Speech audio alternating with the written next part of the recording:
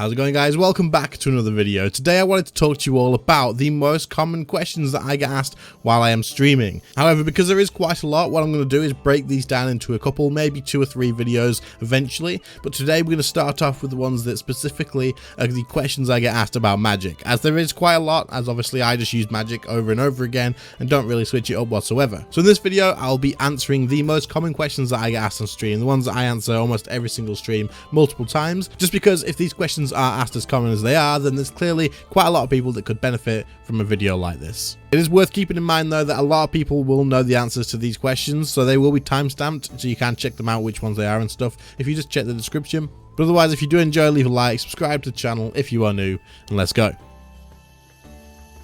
Okay, so the most common question by far is definitely got to be, what are those ice spikes that are coming out of the ground? What is that ability that you're using that is causing the icicles to appear around the enemies? It's pretty cool. I've not seen that before. What is that? How do you get it? How can I get it? Honestly, for anyone who's watched the streams, you guys know full well this gets asked so often. It can be asked back to back to back to back sometimes. It's crazy. Now, while I don't mind answering the question, it is absolutely worth mentioning in a video like this, because that way a lot of people will be aware of it, because it is clearly a question that a lot of people have. Now, I assume this probably comes from lower level players or from people who are returning to the game, as this is the Insight Fear spell. The Insight Fear spell is a level 99 spell that you unlock with a few other ones as well when you complete the city at Sentiston. The icicles that you are seeing is an AoE damaging attack that triggers every now and again when you are using the Insight Fear ability and casting abilities on targets. The AoE damage isn't absolutely huge, but it does have a lot of other effects to the spell as well, and of course any extra AoE damage that you can get, especially when doing things like elite dungeons and stuff, all adds up and it is pretty damn useful. Further on in the video, I will be talking more specifically about the spell, so I won't cover it all right now, but just know that when you see the big spikes on the ground, the icicles come around any sort of target, it is the level 99 ancient curse from the city at Sentiston quest called Insight Fear.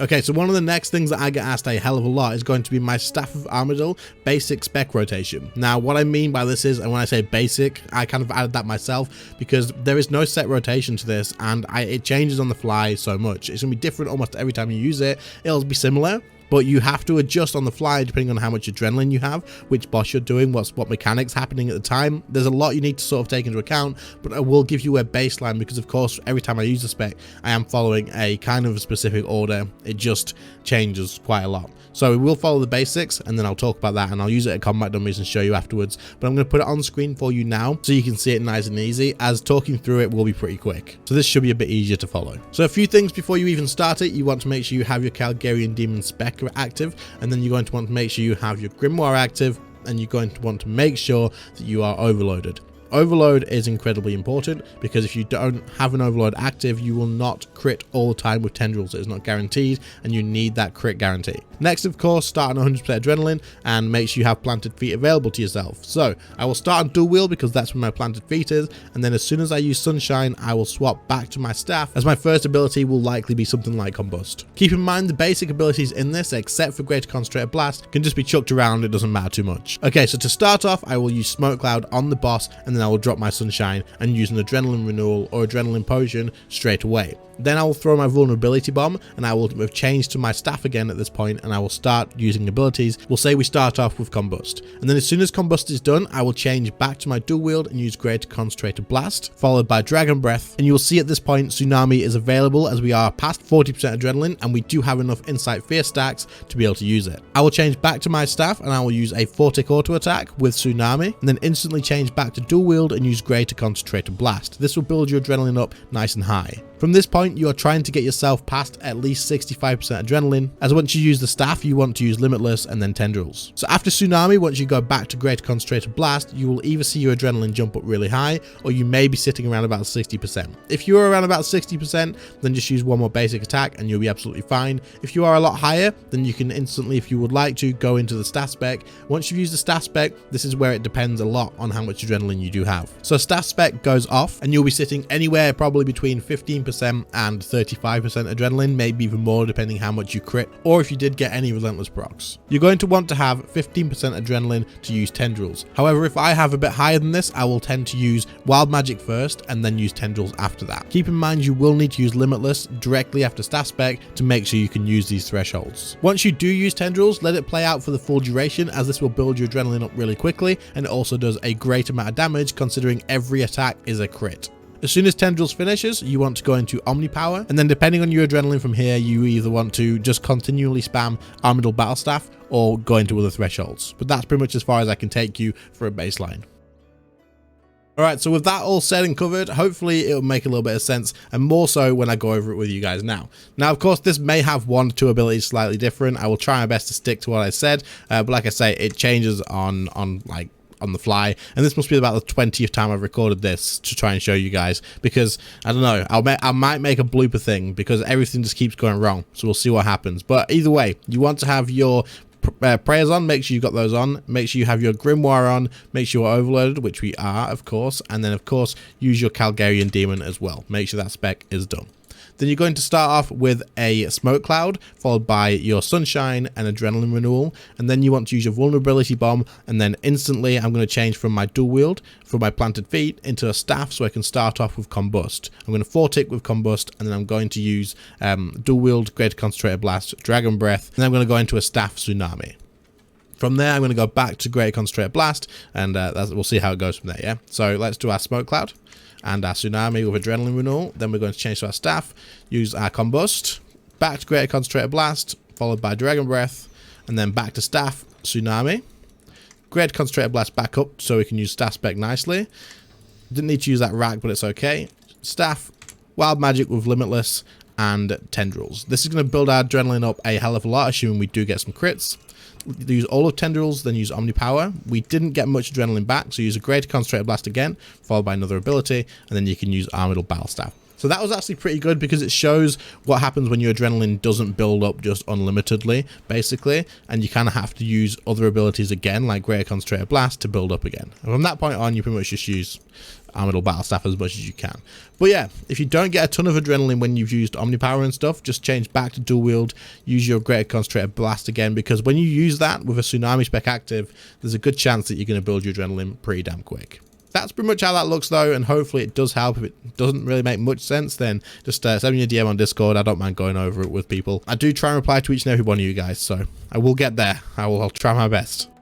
Next up, we are going to be talking about the question, which spell should I use, Exsanguinate or Insight Fear? Or other. We can write off other. You want to use either one of these spells, as long as you have access to them. If you don't have access to them, you do want to complete the City at Sentiston quest to unlock these, and they are level 99 spells, but they are really good, and I would suggest getting these unlocked. They are definitely worth the time. Okay, so how do you decide which spell you want to use just for the average player? This isn't going to be for everybody, because some people you will be able to switch between them quite comfortably, and that is ideally the best situation, switching between them at the right time, but I'm not going to talk about that. There is going to be different scenarios where you are going to want to use different spells, but a good rule of thumb for the average player is if you have a Staff of Armadyl, you can just camp Insight Fear, you get your Tsunami there, you don't have to do the switching mid-combat to get access to Exsanguinate after Tsunami, but you can absolutely do that if you wanted to. But if you have a Staff of Armadyl, you want to be using Insight Fear so that you can get the most out of your spec. On the other hand, if you don't have a Staff of Armadyl, again, for the average player, a good way to look at this is if you are killing a single target boss,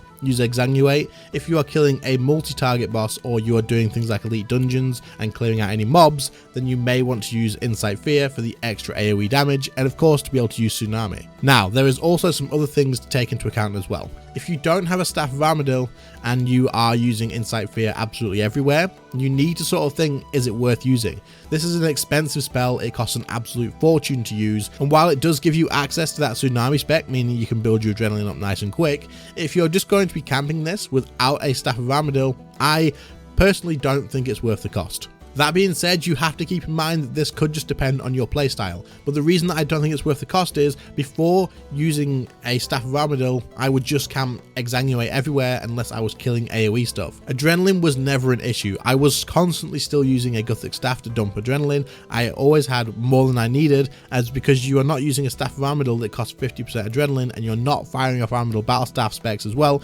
which cost even more. Like, until you are dumping adrenaline out of magic from the Armadyl battle staff specs and the Fractured Staff of Armadyl, you're not going to be able to find a way to get rid of all that adrenaline that is gained from the tsunami really in any time whatsoever. You can use Omni Power, but it costs 60% adrenaline now, which really isn't that much to build back from. But of course, this is going to be down to personal preference as well. But keep in mind that if you're not switching spells, Exsanguinate is still a really good spell, and you will probably not notice much difference in terms of damage between that and Insight Fear before having a Staff of Armadyl. So basically, if you have a Staff of Armadyl, use Insight Fear. If you don't, use Exsanguinate on single targets, use Insight Fear on multiple targets, or just use whichever one you want to use. But those are the two spells you want to be auto-casting in most situations. The next question I get asked quite a lot is, if I'm not using Photic auto attack, should I just keep a staff or should I have dual wield? So this is quite a simple one to answer and shouldn't take that long basically.